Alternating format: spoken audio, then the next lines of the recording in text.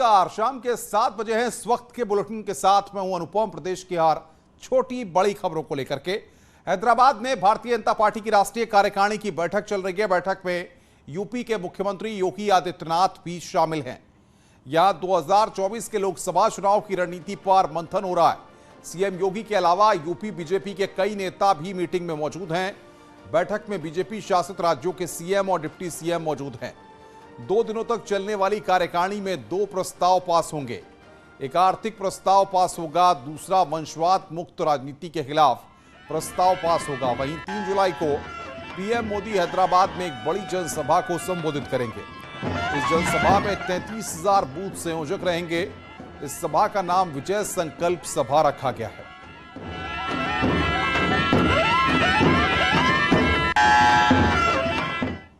पटल पर राष्ट्र के उत्थान का ये संकल्प प्रधानमंत्री जी का मात्र 8 वर्षों की सेवा तक सीमित नहीं है। 20 वर्षों तक सतत संवैधानिक पद पर रहकर प्रधानमंत्री जी ने समाज कल्याण और गरीबों के उत्थान के लिए जितने भी कार्य किए, वो हम सब कार्यकर्ताओं के लिए प्रेरणा है। कि मोदी जी का विरोध करते करते विपक्षी दल देश का विरोध करने लगे, ये भी उनके लिए उचित नहीं है। राष्ट्र की कुछ ऐसी दरकार है जिन पर विपक्षी पार्टियों को राष्ट्रहित में सोचने की जरूरत है, लेकिन ये दुर्भाग्य है कि विपक्षी पार्टियां अपने राष्ट्रीय दायित्व से अपरिचित हैं। और अब आपको तस्वीरें दिखाते हैं, वो की तस्वीरें जब सीएम योगी आदित्यनाथ बेहद भावुक हो गए। लखनऊ में मुक्ति गाथा कार्यक्रम का आयोजन किया गया था। कार्यक्रम में काकोरी कांड को लेकर माननीय अवस्थी ने गीत पेश किया। आजादी के महान वीरों को समर्पित इस पेशकश को देख सीएम योगी भावुक हो गए। शहीदों की याद में उनकी आंखें भर आई।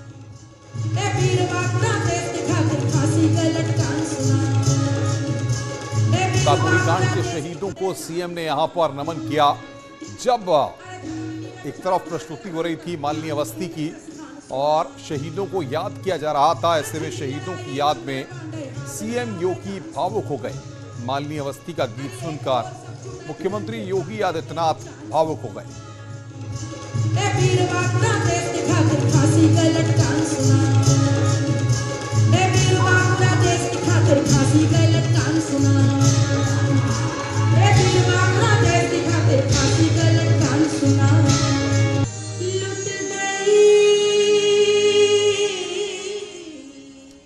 आगे बढ़ते हैं। अपना दल के संस्थापक सोनेलाल पटेल की जयंती पर कार्यक्रम की परमिशन को लेकर के लखनऊ में छिड़े घमासान के बीच अपना दल कमेरावादी की राष्ट्रीय अध्यक्ष कृष्णा पटेल, विधायक पल्लवी पटेल, एसपी के अध्यक्ष ओम प्रकाश राजभर, महान दल के नेता केशव देव मौर्य को पुलिस ने हिरासत में लिया है। हालांकि बाद में सभी को रिहा कर दिया गया। ये नेता इंदिरा गांधी प्रतिष्ठान जाने पर अड़े हुए थे। काफी देर तक समझाने बुझाने के बाद भी जब नेता अपनी मांग से पीछे नहीं हटे तो पुलिस ने उन्हें हिरासत में ले लिया। इससे ठीक पहले प्रेस कॉन्फ्रेंस में कृष्णा पटेल ने अपनी बेटी और केंद्रीय मंत्री अनुप्रिया पटेल के प्रति गुस्से का इजहार करते हुए कहा कि उनकी गलती माफ करने लायक नहीं है।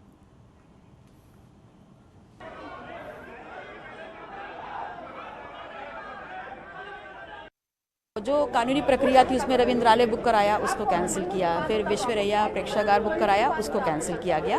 फिर इंदिरा गांधी प्रतिष्ठान का जो मरकरी हॉल है उसको हमने बुक कराया, उसको भी लास्ट मोमेंट पे कैंसिल कर दिया गया।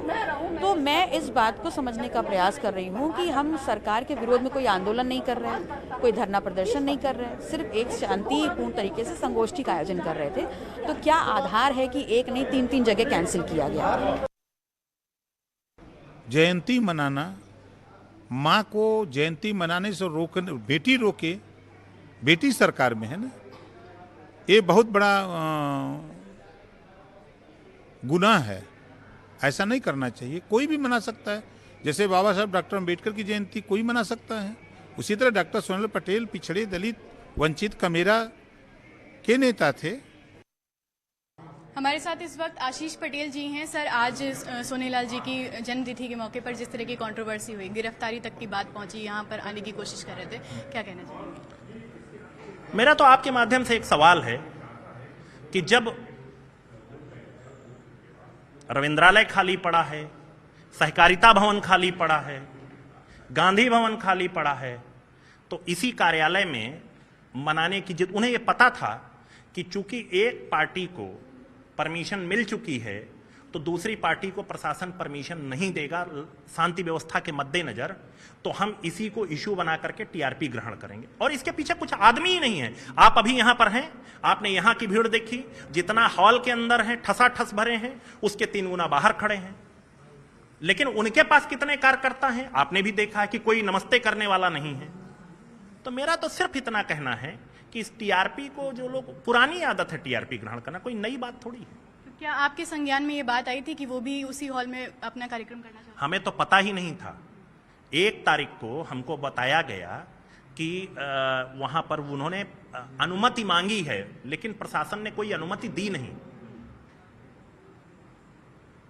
हमको तो ये भी नहीं पता था कि ये इन्होंने कब वो किया। मुझे बाद में जानकारी मिली कि जब हमारा कार्यक्रम क्लियर हो गया तो कार्यक्रम को डिस्टर्ब करने के लिए कि दोनों कार्यकर्ता आपस में मारपीट करें, उसके लिए इन्होंने कार्यक्रम के 1 दिन पहले 30 तारीख को इन्होंने अनुमति मांगी। बरेली में आईएमसी नेता मौलाना तौकीर रजा ने कन्हैया के हत्यारों के लिए फांसी की सजा की मांग की। उन्होंने कहा कि पूरी वारदात को प्लानिंग के साथ अंजाम दिया गया, मामले की उच्च स्तरीय जांच होनी चाहिए। बिल्कुल, उन्होंने अपराध करना और बात है, गुस्से में झगड़ा हो गया, हमने गुस्से में कत्ल कर दिया, ये एक बात है। लेकिन पूरी प्लानिंग करके, प्लान है सारा, और पहले वीडियो बनाई और उस वीडियो को बाद में जारी किया कत्ल करने के बाद। इसका मतलब ये है कि आप मुनज़्ज़म साजिश रच के आए, आपने पूरा प्लान किया। आपको फांसी से भी बड़ी जो सजा हो सकती है वो दी जानी चाहिए। सरेआम ऐसे लोगों को फांसी दी जानी चाहिए। हम उनके लिए सख्त से सख्त सजा की मांग करते हैं, और हम ये मांग करते हैं कि किसी आला अधिकारी से, किसी जज से इसकी उच्च स्तरीय जांच कराई जानी चाहिए कि आया इसके पीछे पाकिस्तान है या इसके पीछे आरएसएस है। नोएडा पुलिस ने ऑनलाइन बुकिंग ऐप के साइको राइडर को गिरफ्तार किया है। पुलिस के मुताबिक ये महिला कस्टमर को सुनसान जगहों पर ले जाकर उनके साथ छेड़खानी करता था। अक्सर दिल्ली जाने वाली महिलाओं को ये टारगेट करता था। इसका नाम मन्नान है। पुलिस से दिल्ली की एक महिला की शिकायत पर इसे नोएडा के सेक्टर 9 से गिरफ्तार किया गया है। आरोपी शाम के समय महिलाओं की बुकिंग को प्राथमिकता देता था और फिर उनके साथ बाइक राइडिंग के दौरान अश्लील हरकत करता था।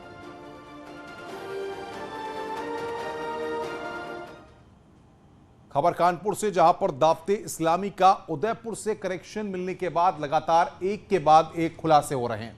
दावते इस्लामी संगठन का ताल्लुक पाकिस्तान से है। कानपुर के डिप्टी पड़ाव में बनी मस्जिद में दावते इस्लामी का दफ्तर बना हुआ है, जहां पर लाइब्रेरी बनी हुई है। इस लाइब्रेरी में किताबों के जरिए कट्टरता फैलाने का आरोप लगा है।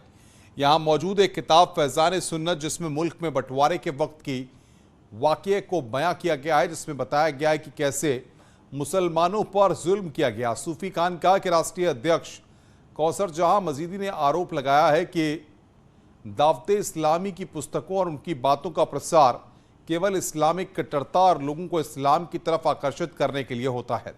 इस संगठन के लोग दूसरे धर्म के लोगों को इस्लाम में शामिल करने का प्रचार प्रसार करने के साथ उनका ब्रेन वॉश भी करते हैं।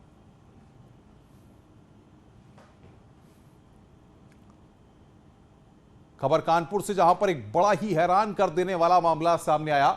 यहां पर कथित रूप से एक पाकिस्तानी शख्स पिछले 30 साल से भारतीय नागरिक बनकर रह रहा था। आरोप है कि आलमचंद्र इसरानी मूलतः पाकिस्तान का नागरिक है।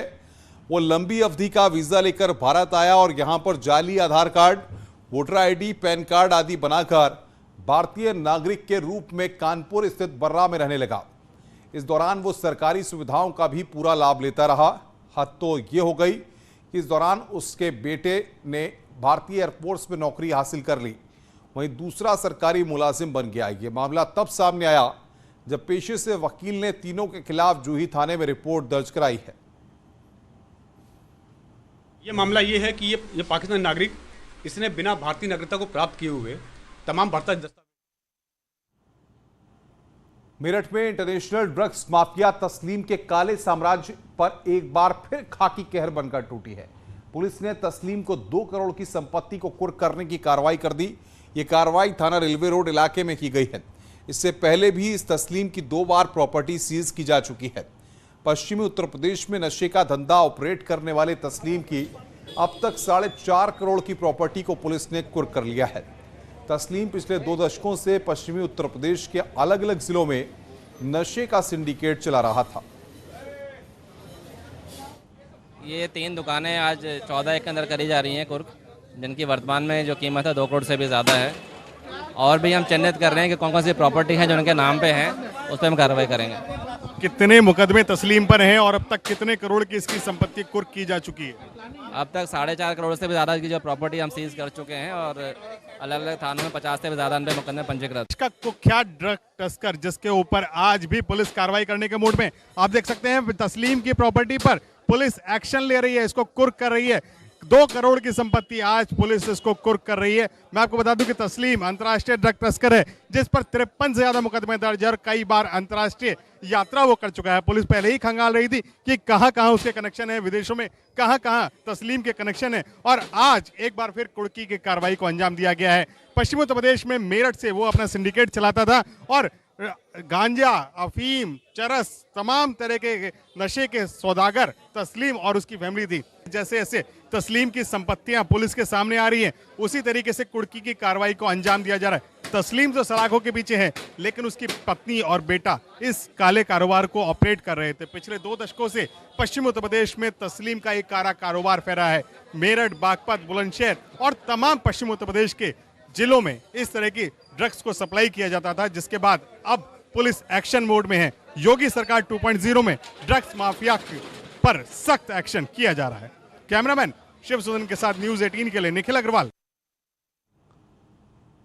सीतापुर में भूमाफियाओं पर कार्रवाई लगातार जारी है। इसी कड़ी में जिलाधिकारी के निर्देश पर प्रशासन और पुलिस ने भूमाफिया अतीक अहमद के गुर्गे मुजीब अहमद की 3.25 करोड़ की संपत्ति को जब्त किया है। प्रशासन अब तक मुजीब अहमद की 1 अरब से ज्यादा की संपत्ति को जब्त कर चुका है। ये संपत्ति अपराध से अर्जित की गई थी और उसने पत्नी और नौकर के नाम पर कर रखी थी। फिलहाल प्रशासन मुजीब की दूसरी संपत्तियों का ब्यौरा जुटा रहा है और जल्द ही उसे भी कुर्क किया जाएगा। देखिए, जनपद सीतापुर के चिन्हित भूमाफिया पेशेवर अपराधी मुजीब अहमद, जिसके विरुद्ध पूर्व में कई अभियोग पंजीकृत हैं, इसमें गैंगस्टर अधिनियम के अंतर्गत कार्यवाही भी शामिल है कि आज ग्राम रायपुर, थाना रामकोट क्षेत्र अंतर्गत और शहर क्षेत्र में अचल संपत्तियां धारा 14(1) गैंगस्टर अधिनियम के अंतर्गत जब्त की जा रही हैं। इनकी अनुमानित मार्केट वैल्यू लगभग 3.25 करोड़ से 3.5 करोड़ के बीच में आंकी गई है। इसके पहले भी इस माफिया के हम लोगों ने कई चल और अचल संपत्ति जब्त कर चुके हैं, जिसकी अनुमानित मार्केट वैल्यू लगभग 100 करोड़। सीतापुर के अंदर माफियाओं के ऊपर योगी का हंटर लगातार जारी है। आज यहाँ पर पुलिस के द्वारा जो है मुजीब अहमद माफिया की जो संपत्ति को कुर्क किया गया है, यह संपत्ति 3.25 करोड़ रुपए की बताई जा रही है। मुजीब अहमद के ऊपर लगातार पुलिस का चाबुक चल रहा है। हम इस वक्त खड़े हुए हैं जो मुजीब अहमद के जो द्वारा जो जमीन ली गई थी वो अपनी पत्नी के नाम ली गई थी। ऐसे ही लगातार संपत्तियों पर पुलिस की जो है जब्ती करना चालू जारी है। हमारे साथ में CO सिटी हैं पीयूष कुमार सिंह, हम उनसे बात करेंगे जो आज कुख्यात माफिया मुजीब अहमद की जो संपत्ति कुर्क की गई है वो संपत्ति कितने की है? सर, जो आज मुजीब अहमद की जो संपत्ति कुर्क की गई है वो कितने करोड़ की है सर? आज मुजीब की कुल 3 संपत्तियों को कुर्क किया जा रहा है, जिसमें एक प्लॉट शामिल है, इसके अलावा एक मकान और एक दुकान शामिल है, जिसकी कुल मार्केट वैल्यू लगभग 3.25 करोड़ से 3.5 करोड़ रुपए के बीच में आंकी जा रही है। सर, अभी तक का जो है मुजीब की जो संपत्तियां कुर्क की गई हैं वो कितने करोड़ की संपत्तियां जब्त की जाती हैं? देखिए, पिछले 1 वर्ष में मुजीब की लगभग 100 करोड़ रुपए से अधिक की संपत्ति हम लोग अलग अलग स्थानों पर जब्त कर चुके हैं। कानपुर में हुए बिकरू कांड के 2 साल पूरे हो चुके हैं। इस मामले में जो भी आरोप है उन पर पुलिस की कार्रवाई लगातार जारी है। पुलिस ने इस मामले में 80 FIR दर्ज की थी, जिसमें 62 आरोप पत्र दाखिल कर दिए गए हैं और 66 लोगों की गिरफ्तारी भी की गई है। 54 लोग फिलहाल जेल में हैं। इसके अलावा विकास दुबे, जयकांत वाजपेयी और विष्णुपाल की 70 करोड़ से ज्यादा की संपत्तियों को जब्त किया गया है। से लगभग हमारे पास 80 FIR में 62 में हम लोगों ने चार्जशीट कर दिया है। 67 लोग गिरफ्तार हो चुके हैं, जिसमें से वर्तमान में 54 लोग जो है जेल में। इसके साथ जो ट्रायल्स हुआ है उसमें जितने 62 केसेस में चार्जशीट किए हैं सभी में आरोप तय हो चुका है। उसमें 39 केसेस में चार्ज फ्रेम हो गया है और एक में सारा अभियोजन साक्षी का पक्ष जो है वो कंप्लीट हो चुका है साक्षी। इसके साथ हम लोग पूरे केस में 3 गैंगस्टर एक्ट में लगभग 36 लोगों के खिलाफ कार्रवाई की है, 30 शस्त्र निरस्तीकरण की कार्रवाई हुई है और 5 NSA की कार्रवाई हुई है। 14 एक गैंगस्टर एक्ट के अंतर्गत विकास दुबे के खिलाफ 67 करोड़ की संपत्ति जब्त हुई है, जयकांत वाजपेयी की लगभग 3 करोड़ की संपत्ति जब्त हुई है और विष्णु पाल की लगभग 70 लाख की संपत्ति जब्त हुई है और ये कार्रवाई निरंतर प्रचलित है। इस पे लगातार कार्रवाई चल रही है। इसमें जो विवेचना की प्रगति बची हुई है 2-3 केसेस में, उस पर काम चल रहा है। फोकस हमारा इस वक्त जो है ट्रायल पे है और साथ में इनकी जो अवैध संपत्तियां जो इन्होंने अर्जित की है उसको जो है सरकार में जब्त करके उसको गैंगस्टर एक्ट के तहत जो है करना कार्रवाई। शाहजहांपुर से खबर है, जहां पर सिलेंडर लीक होने से आग लगी है। खाना बना रही 3 महिलाओं की मौत हो गई। कलान थाना के विक्रमपुर गांव की यह घटना है। घर में कल शादी का कार्यक्रम था और वहां पर यह हादसा हुआ है। 3 महिलाओं की मौत हुई है। शाहजहांपुर में सिलेंडर लीक होने से यह आग लगी। कलान थाने के विक्रमपुर का यह पूरा मामला जहां पर यह हादसा हुआ है।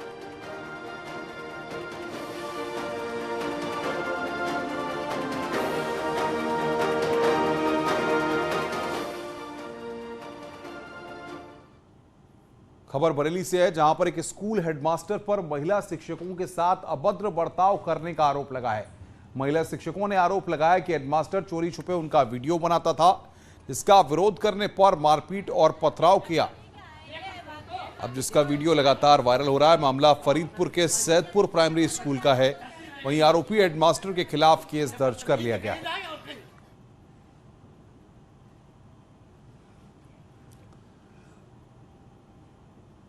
मानसून की दूसरी बारिश ने कानपुर में नगर निगम के दावों की पोल खोलकर रख दी है। बारिश से कई जगहों पर जलभराव हुआ है। स्टेशन के आसपास के इलाके, बस स्टैंड का इलाका सहित शहर के 1 दर्जन से ज्यादा इलाकों में जलभराव देखने को मिला। कहीं 1 फीट पानी तो कहीं 1.5 फीट और कई जगह सड़कों का पानी घरों तक पहुंच गया है। मानसून की दूसरी बारिश ने नगर निगम के दावों की पोल खोल दी। हालांकि बारिश से लोगों को राहत जरूर मिली है, मगर बारिश ने लोगों की परेशानियों को और बढ़ा दिया। इस वक्त मैं कानपुर के VIP इलाके में खड़ा हूं। आप देख सकते हैं जहां तक कैमरे की नजर जा रही है, पानी पानी और पानी, सड़कों का पानी, घरों का पानी नाली में और नाली का फिर सड़कों पर।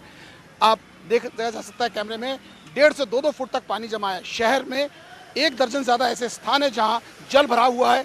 बस स्टैंड, रेलवे स्टेशन, जहां निकल जाए पानी पानी और पानी। यानी अधिकारियों ने कागजी कार्रवाई में जल निकासी के इंतजाम की वास्तविकता आपके सामने है। जर्नलिस्ट आशीष पांडे के साथ अमित गंजू, न्यूज़ 18 कानपुर।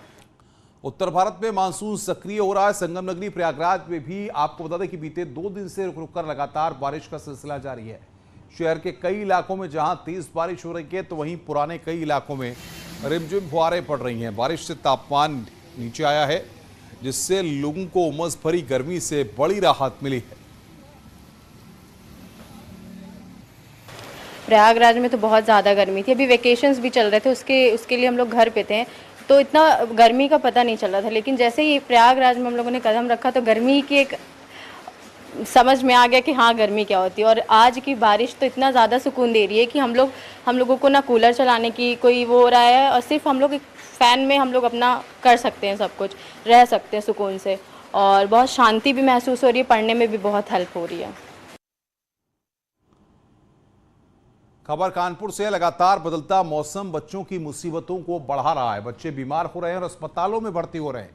हैलेट अस्पताल में एक बेड पर 2 बच्चों का इलाज किया जा रहा।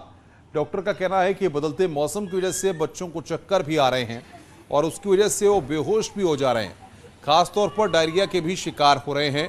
डॉक्टरों का कहना है कि बच्चों को बाहर का खुला खाना खाने से बचना चाहिए। अभी इस टाइम पे डायरिया के बच्चे ज़्यादा आ रहे हैं। उसके अलावा निमोनिया के भी बच्चे आ रहे हैं, और क्योंकि मौसम बदल रहा है, वायरल इन्फेक्शन ज़्यादा हो रहा है, तो उसकी वजह से झटके भी ज़्यादा आ रहे हैं बच्चों। बढ़ते तापमान और बदलते मौसम का असर हर वर्ग पड़ रहा है और खासकर बच्चों पर, जिसको लेकर बच्चों की संख्या बढ़ती जा रही है। इस वक्त कानपुर के जीएसवी मेडिकल कॉलेज के बाल रोग में आप देख सकते हैं डॉक्टर्स कैसे पेशेंट को अटेंड कर रहे हैं। डॉक्टर्स की पूरी टीम लगी हुई है। अगर बात की जाए, हर बेड पे देखा जा सकता है, एक बेड पे 2-2 बच्चों का इलाज चल रहा है। किसी बेड पे 2 हैं, किसी बेड पे 3 हैं, किसी को डायरिया है, किसी को झटके इस गर्मी से आ रहे हैं, कोई उमस सफोकेशन का शिकार है। आप देखिए डॉक्टर्स की पूरी टीम कैसे वर्क कर रही है और एक-एक बेड पे जाके देखा जा रहा है, क्योंकि बेड्स की कमी पड़ रही है। और रोज़ की बात की जाए, रोज़ ओपीडी में 50 से ज़्यादा मरीज आ रहे हैं और एडमिशन की बात आए तो 15 से 20 बच्चे रोज़ भर्ती हो रहे हैं। ये दशा देखी जा सकती है। निश्चित तौर पर ये बदलता मौसम नौनिहालों के लिए कहीं ना कहीं जानलेवा साबित हो रहा है। विजिलेंस आशीष पांडे के साथ Amit Ganju, news 18 Kanpur. ACS home और UP industrial expressway development authority के मुख्य कार्यपालक अधिकारी अवनीश कुमार अवस्थी चित्रकूट पहुंचे और बुंदेलखंड एक्सप्रेसवे का दौरा किया। मौके पर जाकर एक्सप्रेसवे के काम का जायजा लिया। इस दौरान उनके साथ जिलाधिकारी, पुलिस कमिश्नर, अपर पुलिस महानिदेशक और तमाम पुलिस अफसर मौजूद रहे। इसके अलावा ठेकेदार और अफसरों को भी बुलाया गया। अवनीश अवस्थी ने निर्देश दिया है कि जल्द से जल्द एक्सप्रेसवे का निर्माण पूरा किया जाए। हम लोगों को वो दिन याद आता है जब आदरणीय प्रधानमंत्री जी ने यहीं जहां हम लोग खड़े हैं भरतकूप पर जो है इस एक्सप्रेसवे का शिलान्यास 28 फरवरी 2020 को किया था। आज हम लोग जुलाई में है 2022 में, लगभग 28 महीने में इस एक्सप्रेसवे का निर्माण पूरा हुआ है और फिनिशिंग टचेस अभी दी जा रही हैं। तो लगभग ये कह लीजिए कि 36 महीने के काम को 29-30 महीने के अंदर ही पूरा जो कर लेना है 6 महीने पहले, ये बहुत बड़ी बात है। माननीय मुख्यमंत्री जी का विजन था कि इस बुंदेलखंड एक्सप्रेसवे को बनाया जाए, जैसा भी कमिश्नर साहब और डीएम साहब बता रहे हैं। अगर ये एक्सप्रेसवे को और प्रचारित किया जाएगा, इस एक्सप्रेसवे के किनारे इंडस्ट्रियल डेवलपमेंट को आगे बढ़ाया जाएगा, चित्रकूट और इनके आसपास के एरियाज़, महोबा और शेष एरियाज़ में टूरिज़्म को और डेवलप किया जाएगा। और जैसा बताया गया कि अब हमारा पिछली बार हम लोग आए थे चित्रकूट तो एयरपोर्ट पर उतरे थे, नया एयरपोर्ट भी लगभग तैयार हो रहा है। तो एक अप मार्केट टूरिज़्म के लिए बहुत बड़ा जो है ये योगदान इस सड़क से, यहाँ के एयरपोर्ट से और पूरे विकास से होगा। इस सड़क पर लगभग 14,500 करोड़ रुपया खर्च हुआ है और ये पूरे बुंदेलखंड क्षेत्र के लिए एक बहुत बड़ा तोहफा आदरणीय प्रधानमंत्री जी, माननीय मुख्यमंत्री जी का रहेगा। रुक रहे हैं एक ब्रेक के लिए। खबरों का सिलसिला लगातार जारी है।